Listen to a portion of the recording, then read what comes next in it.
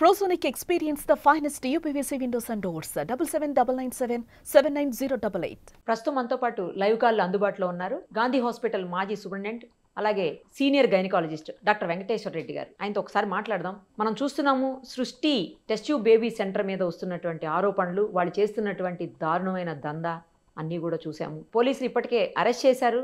అలాగే ఇంకా ఎలాంటి సెంటర్స్ ఇంకా ఎన్ని ఉన్నాయా అని కూడా సర్చ్ మొదలుపెట్టారు. ఒకసారి డాక్టర్ గారితో మాట్లాడి మరిన్ని వివరాలు తెలుసుకుందాం. డాక్టర్ గారు నమస్తే అండి.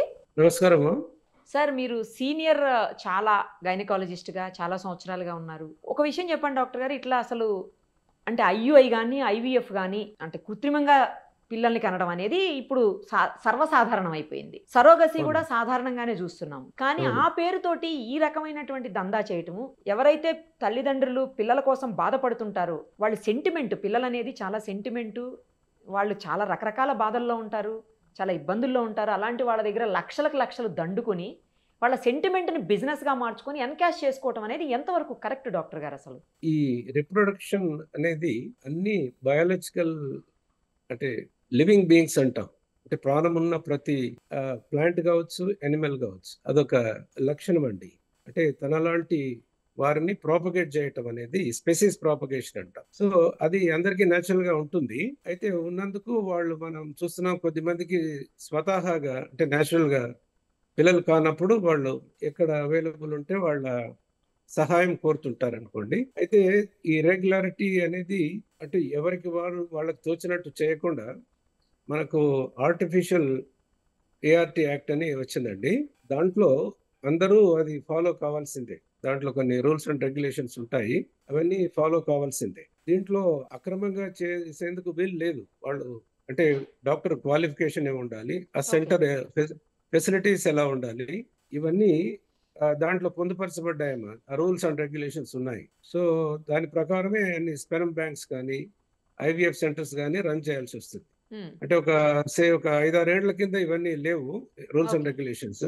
సో ఇప్పుడు గవర్నమెంట్ అదంతా పెట్టేసిందండి. రూల్స్ ప్రకారమే అందరూ నడపాల్సి వస్తుంది. అంటే ఎలాంటి రూల్స్ రెగ్యులేషన్స్ పాటించకుండా ఇలా లక్షల్లో దండుకోవటం అనేది ఎంతవరకు కరెక్ట్ అనేది ఇక్కడ పాయింట్ డాక్టర్ గారు. అదేనండి. అయితే దాంట్లో వాళ్ళు ఏం చేస్తారంటే లోకల్ గా వీళ్ళు ఆ పర్మిషన్ తీసుకోవాల్సి వస్తుందండి. పర్మిషన్ తీసుకోకుండా నడిపేందుకు వీలు లేదు. ఆ లోకల్ హెల్త్ అథారిటీస్ వాటిని రెగ్యులేట్ చేసే వీలుంటుందండి. వాళ్ళు నాట్ ఓన్లీ ఐవీఎఫ్ సెంటర్స్ అనే కాకుండా మిగతా అన్ని క్లినిక్స్ కూడా రెగ్యులేషన్స్ ఉంటాయి. ఎవరు డాక్టర్ క్వాలిఫికేషన్ ఏమి ఉండాలి, ఏ క్లినిక్ ఏం చేయవచ్చును, ఏ హాస్పిటల్ ఏం చేయవచ్చును, ఇవన్నీ ఉంటాయి. అయితే మీరు అన్నట్టుగా డాక్టర్ గారు ఒక్క విషయం చెప్పండి. ఈ ఐయుఐలో కానీ ఐవీఎఫ్ లో కానీ లేదా సరోగసీలో కానీ పేరెంట్స్ నుంచి ఇటు ఎగ్ కానీ లేకపోతే స్పర్మ్ కానీ పేరెంట్స్ నుంచి తీసుకోవాలి తప్పించి వేరే వాళ్ళది తీసుకోవటం అనేది ఎంతవరకు కరెక్ట్? ఈవెన్ సరోగసీలో కూడా ఈ రెండునే తీసుకొని ఫెర్టిలైజేషన్ తర్వాత తీసుకుని వెళ్ళి వేరే మదర్ ఊంబులో పెడతారు. అసలు రూల్స్ రెగ్యులేషన్స్ అయితే ఇదే. కానీ వేరే వాళ్ళది పెట్టేసి వీళ్ళకి తెలియకుండా చివరికి డిఎన్ఏ టెస్ట్లో బయటపడేంత వరకు వీళ్ళ దందా బయటకు రాలేదంటే ఇంకా ఎన్ని చేస్తున్నారో ఎన్ని చేస్తున్నారు? అసలు దీంట్లో రూల్స్ రెగ్యులేషన్స్ పాటించాల్సిన అవసరం లేదా? ఎందుకు లేదండి, ఉంటుంది. లోకల్ ఈ అథారిటీస్ వీళ్ళంతా ఇన్స్పెక్ట్ చేస్తుంటారు. వాళ్ళు రిజిస్టర్స్ అవి మెయింటైన్ చేస్తుంటారు. దాంట్లో details of everybody who is seeking help ఎవరైతే వస్తారో వాళ్ళందరి పేర్లు ఉంటాయి. ఎవరు స్పెర్మ్ డోనర్, ఎవరు ఎగ్ డోనర్, ఎవరు ఈ సరోగేట్ మదర్, ఇవన్నీ వాళ్ళు పొందుపరచాల్సి వస్తుంది. అవన్నీ చూస్తుంటారు, అవన్నీ చేయాల్సిందే. అయితే మనము ఏమంటున్నామంటే ఈ అక్రమాలు అనేది అంటే అది ఎంతో కొంత ఈ what you say deviant behaviour, మానవ నైజం అనుకోవాల్సి వస్తుంది. సో దానికి ఈ చెక్స్ అండ్ బ్యాలెన్సెస్ ఏదైతే ఉన్నాయో అవి పెట్టడం జరిగింది. వాళ్ళంతా వాళ్ళు ఇన్స్పెక్ట్ చేసి పీరియాడికల్ గా అవి చూస్తుంటారు. అవి లేని పక్షంలో దే హ్యావ్ టు ఫేస్ లా. అంటే అది డాక్టర్ గారు, నా ప్రైమరీ క్వశ్చన్ ఏంటంటే చెప్పండి ఇద్దరిది, ఫాదర్ది మదర్ది, వాళ్ళ దగ్గర నుంచి తీసుకున్నటువంటి ఎగ్ డోనర్ కావచ్చు లేకపోతే స్పర్మ్ కావచ్చు, వీళ్ళిద్దరి దగ్గర నుంచి తీసుకున్న దాంతోనే చెయ్యాలి తప్పించి వేరే వాళ్ళతో చెయ్యాలి. దానికి ప్రొవిజన్స్ ఉంటాయండి. ఎగ్ డొనేషన్, స్పెర్మ్ డొనేషన్ అని ఉంటుంది. డోనర్ ఐవీఎఫ్ లో ఉంటాయి. డోనర్ లో డోనర్ ఐవీఎఫ్ అని ఉందండి, మీకు ఐడియా ఓకే. ఉందో డోనర్ లేదో. ఐవీఎఫ్ ఉన్నప్పుడు అట్‌లీస్ట్ పేరెంట్స్ కి ఇంటిమేట్ చేయాలి కదా! ఆ తప్పక భార్యాభర్తలు తప్ప ఇంటిమేట్ చేసి వాళ్ళ పర్మిషన్ తప్పక తీసుకొని తప్ప వాళ్ళకి ఓకే అయితేనే కదా చెయ్యాలి. తప్పక చెయ్యాలి. అది రికార్డ్ చేసుకోవాలండి. ఓరల్‌గా చేస్తే ఇబ్బందులొస్తాయి. ఇట్లా ఇబ్బందులల్ల సరేలే నమ్మకం మీద, మన ఇద్దరి నమ్మకం మీద నడుస్తుంది అనేది పోయింది. మీరు హ్మ్. తప్పక వీడియో రికార్డింగో పేపర్ మీద పెట్టేసి ఓకే. వాళ్ళ సంతకాలు తీసుకోవాల్సిందే. వీలైనంత ఎవిడెన్స్ క్రియేట్ చేసుకోవాలి. ఎందుకంటే ఎవరు ఏమంటారో తర్వాత తెలియదు. హ్మ్. నేను అడగలేదు, నువ్వు చేసావనే అవకాశం ఎప్పుడైనా ఉంది. మళ్ళీ నేను చెప్పాను, డీవియంట్ బిహేవియర్ అనేది ఒకరికి సంబంధించిన విషయం కాదు. ఇది మానవ నైజం. సో దానికి మనం ఏం చేస్తామంటే మనం ఎథికల్ వాల్యూస్ పెంచుకోవటం అనేది సమాజం మొత్తానికి సంబంధించిన విషయం, ఒక్కరని కాదు.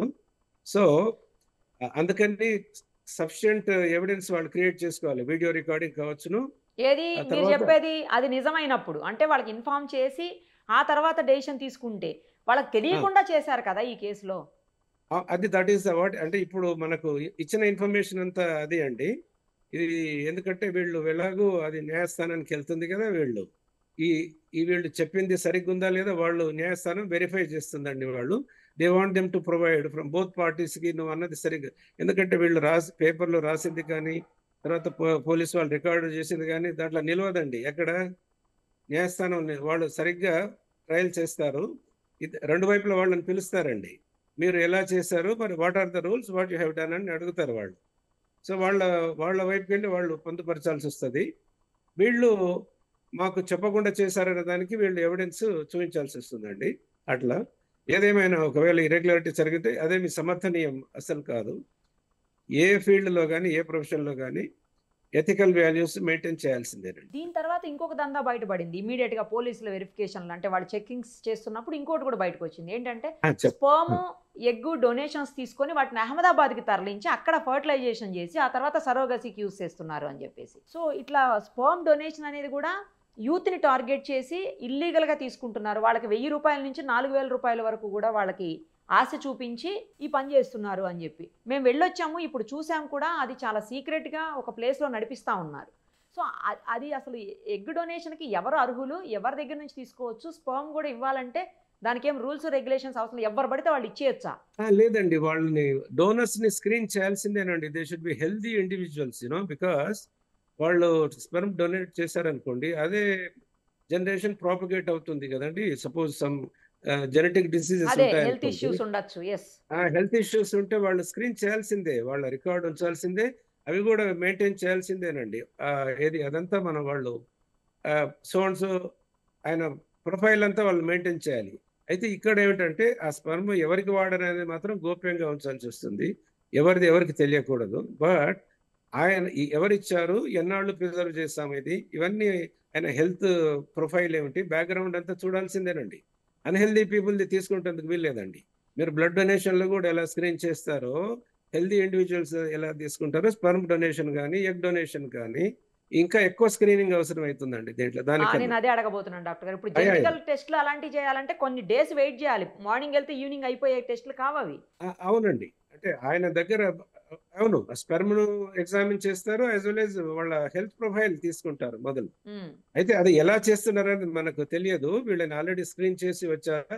ఒకటి ఏమిటంటే మనకు ఐవీఎఫ్ గాని, ఇవన్నీ కూడా ఫెర్టిలిటీ ఇష్యూస్ గాని కొంచెం అంతగా మొదట్లో ఇన్ని క్లినిక్స్ ఇవన్నీ ఉండేవి కావు.